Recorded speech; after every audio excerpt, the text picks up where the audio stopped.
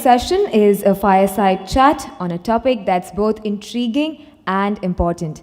Mr. N. Ramakrishnan, Senior Associate Editor at the Hindu Business Line, will be in conversation with a very dynamic Mr. Chandramohan R.G., founder of Hatsun Group, on the subject Dairy Diaries. Please put your hands together as I welcome our two speakers who are taking us through Dairy Diaries. Also, ladies and gentlemen, it's my honor to announce that this session is brought to you by NABARD. Once again, let's give it up, ladies and gentlemen, Mr. Ramakrishnan and Mr. Chandramohan. Good morning. It's my privilege to host Mr. R.G. Chandramohan, Chairman and Managing Director of Hatsun Agro Product Limited, in this fireside chat. I think it's no coincidence that the first two speakers in this morning's session both belong to the old economy. And as Mr. Chandramohan has said in the past, his industry is not a sunrise industry. Starting in 1970, when he set out to make ice creams, Mr. Chandramohan has transformed the company into a 500 crore one that now makes a range of dairy products under different brands. Without giving too many details away, let us hear from him, his journey as an entrepreneur.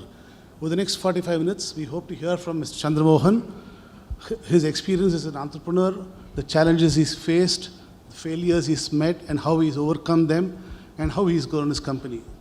Mr. Chandramohan.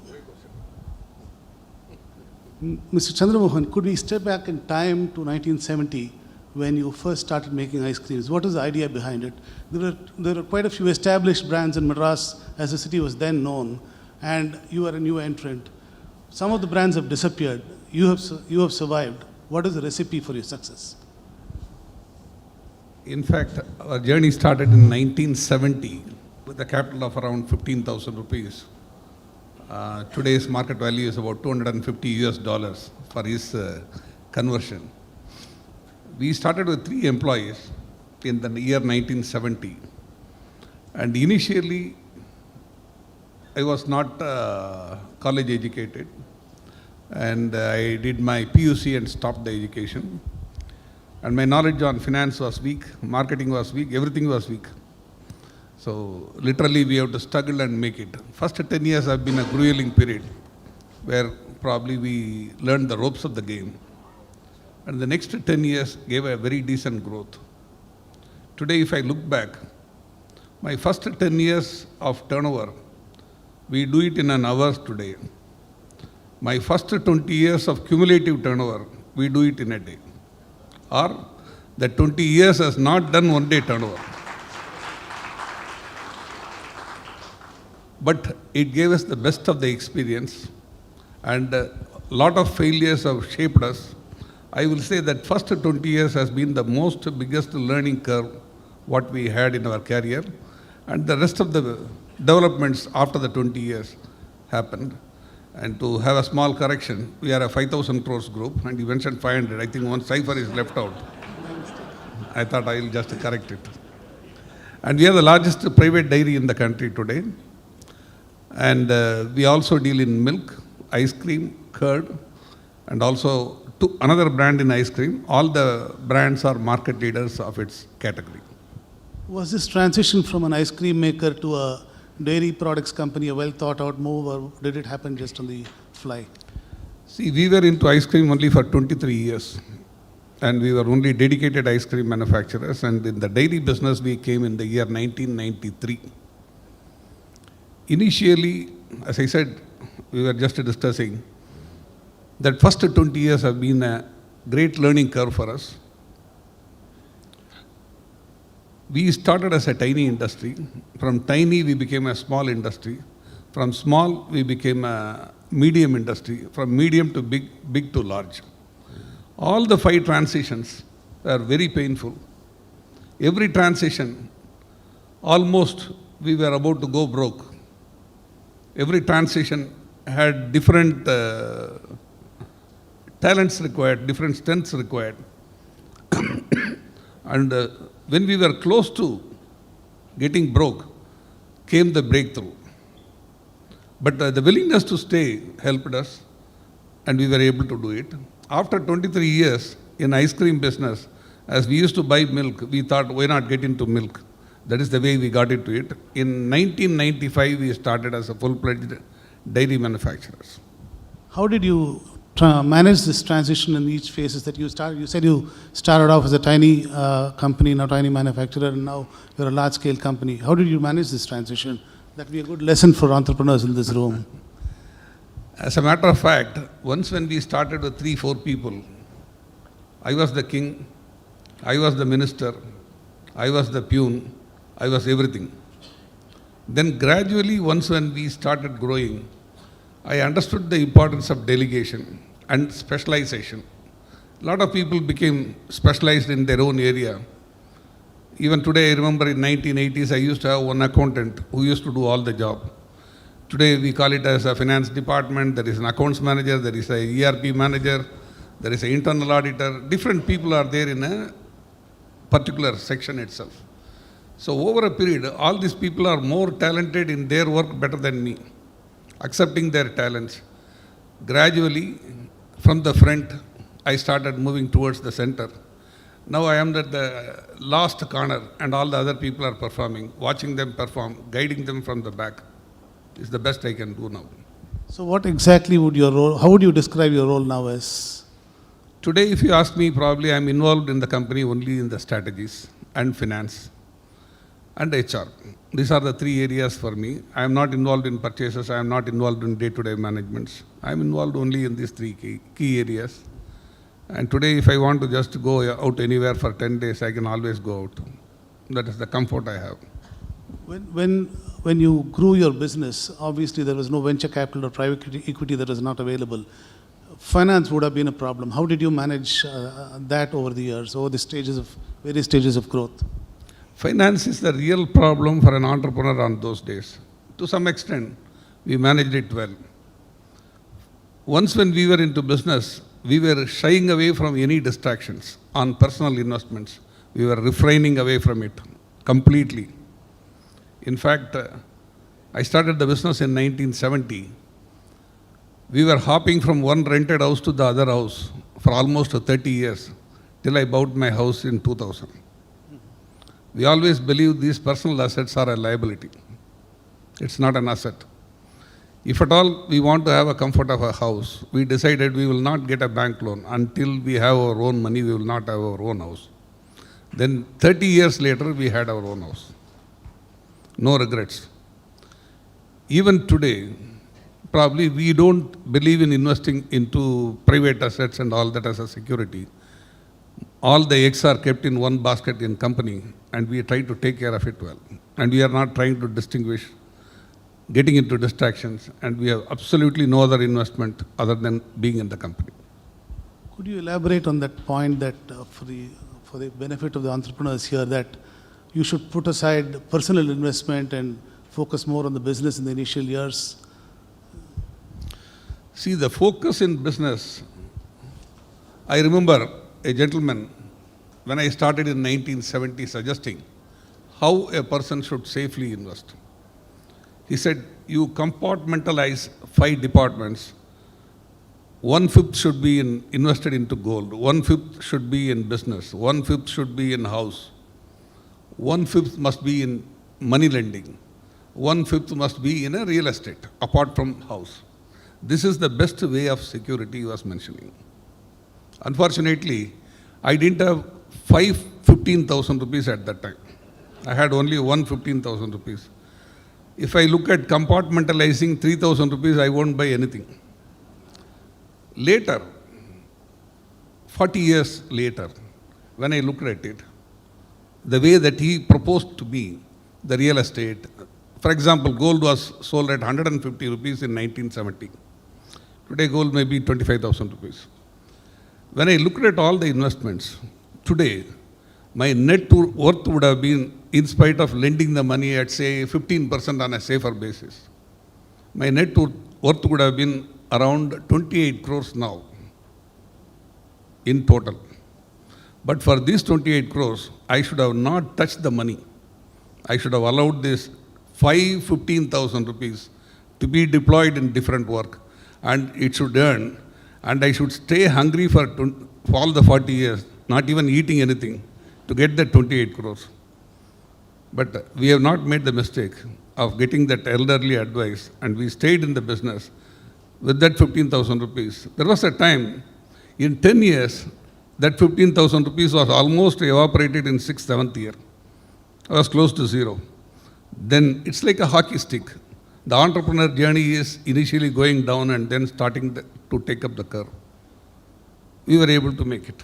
No regrets of not investing into real estate, not investing into gold, not investing into frills. How important is the team that you had around you in the growth, in the entire growth of the company? Is the team that you had? You said you brought in professionals who are much better at their job than you were, and they had better knowledge of the subject than you did. How important was that in the growth? It is highly important because probably more and more we grow, more and more challenges happens, and more and more specialists comes in. Today we have expats working from, the guys are from Canada or New Zealand is working with us. And those compartments, we allow them to have a free function, and we have got about 18 factories today at different locations. And we can't be physically present everywhere, every day. It is managed by a team of people. We have got about 9,600 people today. And it's a professionally run company, and we don't believe in hiring our own brother-in-law or somebody who is close to us and all that. Yes, people doesn't have much of a say in our organization. If they have some opinion, they can frankly exchange, and probably we continue to do the work. Which means you have also decided on the succession plan for the company, though you're still the chairman and managing director. The succession plan has been drawn up? It's already drawn up. My son is with me, almost he is a quasi-entrepreneur, similar to me. He has been with me from 1999. So he is the guy who is running the business on a day-to-day basis, on the administration or purchases. Everybody reports to him, not to me. So almost I'm a jobless guy. I'm sitting in my office in OMR. They have given the corner room for me, which is facing the road. Occasionally, if I don't have any job, I control the traffic in OMR. If you have any problem, you can approach. Nice position to be in, Mr. Chandramohan, definitely. During this process also, you have become a listed company. What was the idea behind going in for a public listing, and what change did it bring to the company itself? See, I was given a wrong advice of going for listing. I got into it. And I scrapped through. When was this? This was in 1996. Mr. Piramal was mentioning that probably the guys who have invested, they have appreciated in 30 years to a tune of 2,000. My guys have appreciated substantially well. Once when he says he is one among the 5 companies, we will be one among the 5 companies, there is no issue. But initially, even the known people didn't subscribe. They all thought that I am doing it with mirrors. So I was thinking that probably all the people will subscribe, people will be in the queue. It didn't happen on those days. Over a period, the respect came. So our public issue was a disaster to start with. But probably we managed it, and over a period, the shareholders have been benefited in a big way. It has helped. Why did you say it was, what lessons did the disaster as a public issue teach you? We overestimated ourselves. We thought we have got a big brand name and everybody will queue up and put the money. Everybody congratulates, but they don't put the money. That brings me to another question. You have always emphasized on branding and product differentiation to grow, and you have multiple brands. You have 2 ice cream brands. You have dairy products in the different brands. How important is that in the dairy business, and how important is that for any entrepreneur in general, branding and product differentiation? In a consumer product, branding is very important. It will help you to scale your products, and it will help you to get the recognition. Initially, when I was trying to get into branding, ARUN ice cream was established. For almost 23 years, we were staying with one single brand. In the year 1995, once when we came into milk, the local cooperative ARUN was the dominant force. They were marketing toned milk. And I wanted to get away from toned milk to make a differentiation. I don't want to look like also ran. I was telling our people that we will introduce standardized milk with a different fat composition at a higher price. My people were very reluctant. They said against market leader, getting a new entrant at a higher price will not work. I was finding it difficult to convince them, though I am convinced. So I was pushing them and things were going on. To convince them, I thought probably I'll get a management guru. One Mr. Allrice and Jack Trout wrote a book called Positioning. I wrote to Allrice, asking him to come to India and address our people. This is way back in 20 years back. And I wrote 3 mails. The gentleman never bothered to reply my mails. He is from Atlanta. Then the 4th mail I sent him saying, I am visiting US. In case if you are available, I would like to have a chat with you regarding hiring your consultancy. Then Pat came the reply within 3 hours. He said he is available in Atlanta. Then he also advised me which hotel I can stay and so that he can come and meet me. He came and met me. He immediately, on my meeting, he was saying that my fees is hefty. So I thought an Indian entrepreneur will find it difficult to pay. That's the reason why I didn't reply you. I'm sorry for it, he said. Then I asked him what is his fee. He said $30,000 per day. And he and his daughter will come down to India because he is an elderly person, almost about 78 at that time. And stay and business class ticket to and fro and all that. Then I said, okay, come. Probably we decided and probably we had a one-day session with our senior people. When I was trying to impress our people, there was some reluctance. When somebody from outside who is a management guru coming and telling them, got the message in. What he did was, he asked me what is the difference between standardized milk and toned milk. I said, toned milk is 3%, standardized milk is 4.5%. Then he said, don't try to colloquially explain standardized milk and all that. A normal consumer will find it difficult to understand.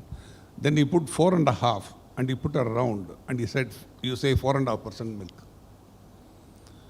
My colleague was joking. You got this guy from US all the way, spending 19 lakhs, and he is putting 4.5 and putting a round. I can do it myself. To that I said, you must have done it yourself before I hired him. After doing, you should not say. Fine. The rest of it, probably we were able to propagate it, and later it started working well. From that time onwards, we believe that the brands are more important to any business for that matter. And wherever we start, we try to go into a branded business to avoid the commodity race where the margins are going to be compressed depending on the market. Today, in our business, 94% is branded and 6% we have to live with commodity, we live with it. Does that mean you've been able to command a higher price on the products that you sell compared to the competition? I will say higher price will normally come with market leadership. Fortunately for us, all our brands are market leaders in our category. In their respective category, we are the market leaders. And we are the largest selling milk brand in the country. In ice cream, we are the largest sellers in South India. And we are one among the top 4 manufacturers of the country. So we try to get our brands leveraged better. Just for the benefit for the audience, could you give us a scale of your operation, something about how many liters of milk you process a day and how many farmers' lives you touch? We collect 3 million liters a day. And we also process 500 tons of cattle feed a day. So almost 3,500 tons of material comes into the factory and goes every day. And in one of the factories, Jelly Belly, I was there in US, they were mentioning that so many elephants weight they are moving, putting the elephant weight as 3.5 tons. So that way, probably we are moving 1,000 elephants every day out of our factories. And cumulatively, we engage about 3,500 vehicles to collect milk and deliver the milk and all that. Our cumulative traveling distance of all the vehicles today is equivalent to 600,000 kilometers every day, which is equivalent to going around the world 15 times. Or if there is a road to moon, we can go and come back, same day. So this is the cumulative distance. This is literally a logistics business, logistical nightmare. Milk business is something like newspaper. If I don't deliver the milk by 5 o'clock in the morning, my party is over. In ice cream business, time-bound business. Suppose if there is an evening party, it has to be delivered. So we run a time-bound business. We are used to it. And today we are the largest private dairy in the country. Next private dairy is almost 45% of our size in the country, among the private.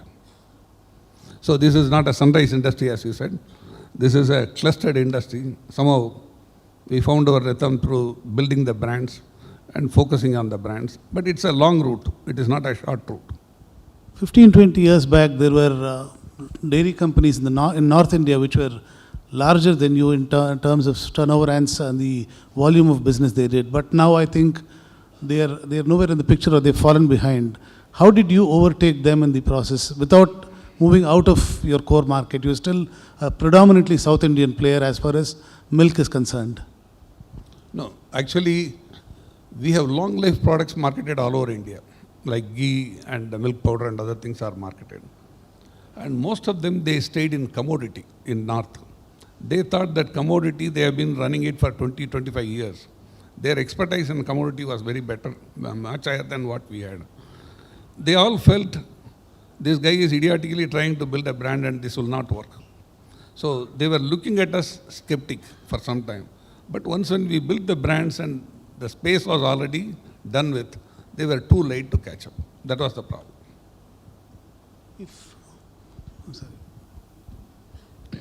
Over the years, now that you're a 5,000 crore company, corrected myself, is there a different management style that you've adopted each time you have come up with a challenge?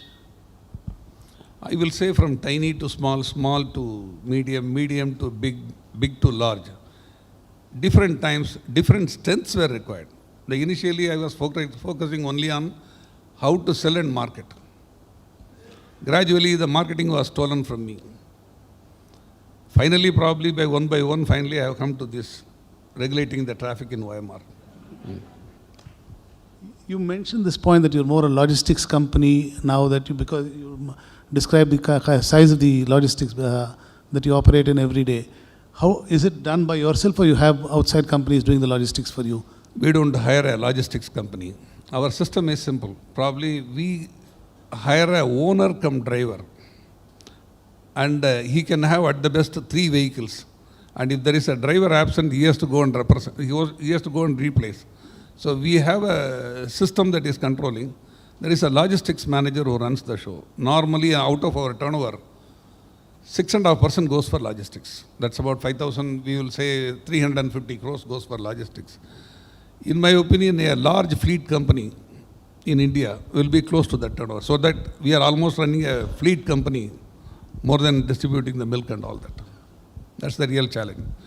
Time-bound deliveries, and we are used to that. How do you guarantee the quality of milk that you get? Do you have a control over the farmers, dairy farmers who are supplying milk to you on a daily basis?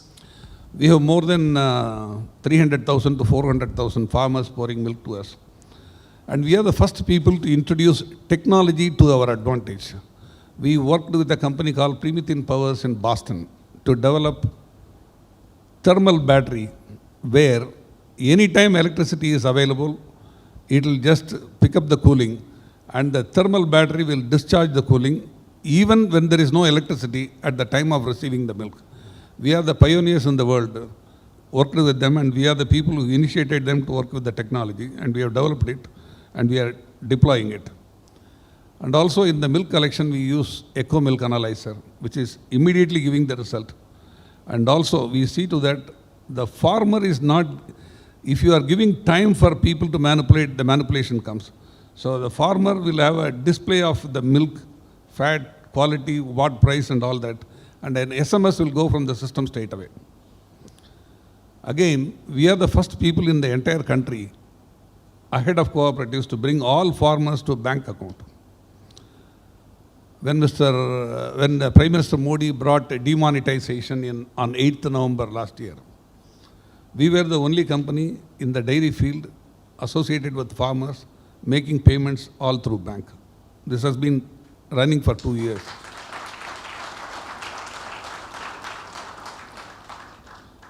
Indian Express deputy editor made a phone call and said, "Are you facing any problem?" I said, "Myself and my farmers are sleeping peacefully. So maybe the rest of the nation is agitated. You better ask them and not us." They wrote a beautiful article about the initiative what we have done. Coming back to the milk business, Amul started it 65, 70 years back. At that time, the country was reeling through poverty. Their interest was removing poverty from the villages. That was their goal. Over a period, a place like Tamil Nadu, where urbanization is higher. Today, if you take 6% of the population of the country is there in Tamil Nadu, but 10% of the urban population is here. So the urban population, education in villages and all that is applying pressure. Now we started working on prosperity for the farmer, not for the survival. We have worked with Coimbatore Agri University where we have a chair and developed a green fodder. And this green fodder has been propagated by us throughout Tamil Nadu. And we have seen to that the cost of milk production comes down ethically. This we were able to do. This has really helped the farmers also to prosper. We removed the middleman from the farmer by bringing the bank system. The loan sharks were not able to lend them. The loan sharks were lending at 72% interest per annum or 6% per month. Now my man can walk into the bank, get any loan because the bank prefers him as a privileged customer. So this has happened. We have completely eradicated the pilferages and also increased productivity. And this has brought a better loyalty to the company. We have got about 85 veterinary doctors and about 270 artificial inseminators. In South India, we produce more than 100,000 female calf every year.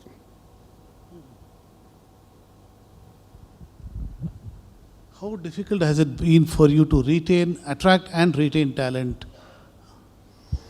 It is not a great problem for us, and most of the people who have been working with us are for years. We have got professionals as well as committed people.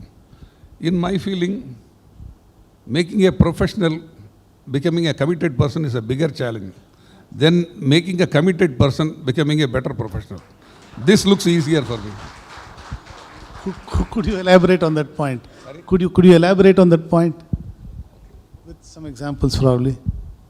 We had a guy from village who is posted. A policeman recommended when we started the company in a small way. We don't want to encourage a guy who is recommended by the policeman. And tomorrow if there is a problem, we will go to it and let him not be a nuisance. I told our people, give us the toughest job and throw him out in 3 months. You have accommodated because of his request. Within 3 months, you will vacate the job. But more the tough job you keep on giving, the guy was able to deliver and come back. Then we forgot the policeman. Now, that guy is one of the senior managers. Another guy was there. Logistics today is handled by a guy in our company who joined as a first employment in our company. Ask him to present a slide, he won't be able to present. There are guys who can present well, perform poor. This guy can perform poor, but he won't be able to present. But he is running the complete logistics without any flaw. Timely delivery and all that he can ensure, and he is able to see the cost. E&Y people approached me saying that probably their management team can come and advise how to reduce the logistics cost. I said, you people have very thin hope. If you want to try, you try. They charged me 3 lakhs fees. And on savings, I am supposed to part with something. 15 days they toured. And they gave a certificate, it is watertight and we are not able to do anything. Then I said, you people give me a fee because you have learned something here. You are going to sell somewhere. For your learning, I have paid. So that's the story. These guys are all committed. Today, committed professionals, I can say.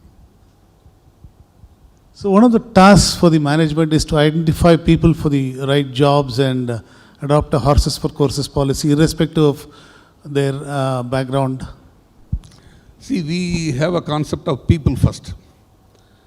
We have a policy of at least giving minimum training of 3 days in a week, 3 days in a year. It's compulsory. And most of the senior managers goes for training at different places. And they come back and they become the trainer, training the trainer. We have a program. These trainers are going back to the factories and all that and train. Farmer intensive training programs, we conduct 3,000 programs in a year in the evenings. That's a separate deal by itself. One of the committed guy, we sent him for IIM Ahmedabad for a 4.5 months condensed course of management. That is the longest course they have. His wife also cooperated well. But going for pregnancy and delivery of the child at that time. So we said probably she is going to be at her father's house. You can go and spend some time. My next colleague was saying, we will get a 5 years bond from this guy because we are spending too much of money on him. I said he is committed. Don't embrace him with a 5 years contract. If you are going to get a 5 years contract, the guy doesn't want to stay. And if he is having his mind elsewhere and body here, it's of no use. If he wants to run away, let him run away, you send him. He was sent about 12 years back. Even today the guy is with us. No issues. As I said, easier thing is to make a committed person a professional than making a professional person to be a committed person. That is my experience. One of the lesser known facts about you, Mr. Chandramohan, is that you are a state level badminton player and you recently set up a state of the art modern badminton academy in your native village in Tuticorin district. What was the reason behind it and why did you choose your village? Can we expect the next national champion in badminton to come up from that academy? We are not interested in producing the next national champion. We are interested in producing the next Olympic champion. We are not interested in the national champion. I was playing shuttle badminton for years, 30 years, and we won the veteran championship of Tamil Nadu in doubles. I can't say that I have the credit.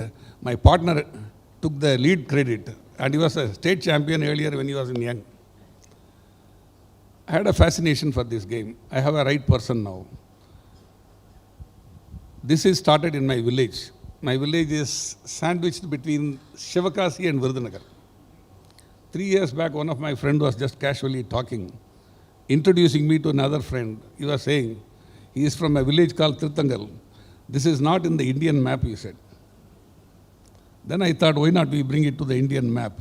If I produce an Olympic champion, it will always automatically come into the Olympic map. Then we decided to have this location. We have spent 30 crores on this facility. I can say today... 30 crores. Today I can say with conviction, this is the best facility for shuttle badminton available in the country. 8 courts are there. It has got 8 courts are there, 60,000 square feet area. There is a gym, there is a swimming pool. It's subsidized. We are not looking at profit or anything. We are just running it as a CSR activity. And how many, it's obviously it should have a resident facility also for athletes to train and... Yes, we have the residential facilities for boys and girls. We also take care of their education and air-conditioned rooms for them to sleep well so that we tax them the next day rigorously. So we give all the facilities. It's highly subsidized. We are not looking for returns. And as you wanted to know, we are not interested in producing a state champion or national champion. Right now, state champion for juniors, India's number 1 is staying there. Number 4 is staying there, going through the training. You also export dairy products to a number of countries, including America. Could you give us some idea of the scale America of export? We are not exporting. Probably there is no obligation from both sides to do that. We have exported to Canada. And also we have exported to about 38 countries. But today, in the present scenario, dairy product prices are not economical to export. We got an award in 2013 for the largest export, and probably we got a APEDA award. Next year, country banned the exports of products. So with this, we can't develop. We are now focusing mainly on developing the local market. Which means, do we see more of you entering the milk market in North India? You're predominantly still a South Indian player as far as milk is concerned. Dairy products are available in the other across the country, but milk, would you enter other markets? See, milk is a perishable product, and you require a factory close by. We are available up to Maharashtra. If you take the southern states plus Maharashtra, these southern states plus Maharashtra controls 42% GP of the country, compared to the central area, which is not rich, like MP or UP and all that. Geographically bigger areas, less urbanization, marketing of the product becomes a challenge for a perishable product. This 42% of the population, what I am saying in South as well as Maharashtra, consists of major urban cities like Bombay, Pune, Hyderabad, Bangalore, Chennai, and Humpty number of cities like smaller cities like Coimbatore, Madurai, Mysore, and different places. So comparatively, these markets are more suitable for a perishable product. We are not looking at immediately outside. Maharashtra we are penetrating now. And by one, state by state, we try to go. Our ice cream is available in Orissa, Maharashtra, and all the southern states. Gradually, we are moving up the ladder. With the wisdom of hindsight, would you do something differently that you had already done? Every time we look for a differentiation. We believe in initiating a change, then adopting a change. Initiating the change is better, because adopting the change, you become also ran and probably you don't get results. In every business, every branding, we are always trying to be unique, different, and we maintain it. And we look for a differentiation wherever possible, try to implement. If somebody has not done it, that is not the reason for us not to do it. What next for your company? What next for your company itself? 5,000 crores you've touched. What is the next goal that you've set? Normally, I try to just shell away from this question of saying that from 5 years now I am going to be in the moon and all that. Lot of people who have mentioned in the open platform about the top line, I will be doing this. I have seen them miserably missing the target, getting into chasing the top line, getting into all distractions of destroying their own company.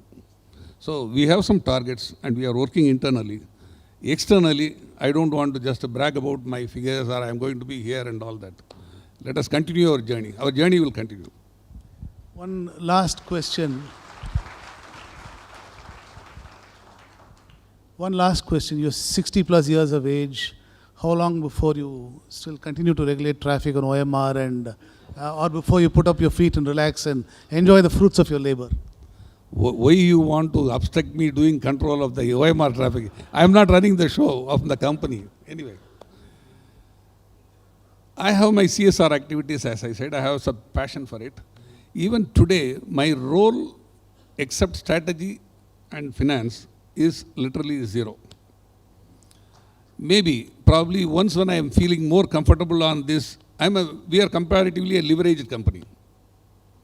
Financially, we always stretch a lot. And we try to do something what we can't digest, we chew. This is the way that we have grown. Once when I have some feeling comfort, maybe 2-3 years down the line, I may step down, give the reins to him and probably walk away. A word of advice for entrepreneurs in this room and budding entrepreneurs in this room? I don't want to give advice. Everybody has got their own experience to. I'm sure you'll have something nice to tell them. I always believe if I give an advice to somebody and he is not going to reciprocate, he is going to put his own way of thinking into it. It is better everybody thinks originally and does. Don't try to just get some criticism from people or opinion to bias your views. If you have faith in your concept, go ahead and don't get diverted. And there will be a lot of people who will give opinions without anything. Then you may get confused. So don't get confused. And once when you are an entrepreneur, you have to believe in your gut feeling sometimes to get into something. Too much of analysis will lead to paralysis. So, for educated people, I can only say one caution: don't do too much of analysis, which will lead to paralysis. Thank you. Thank you so much, Mr. Chandramohan. It was a pleasure having you here.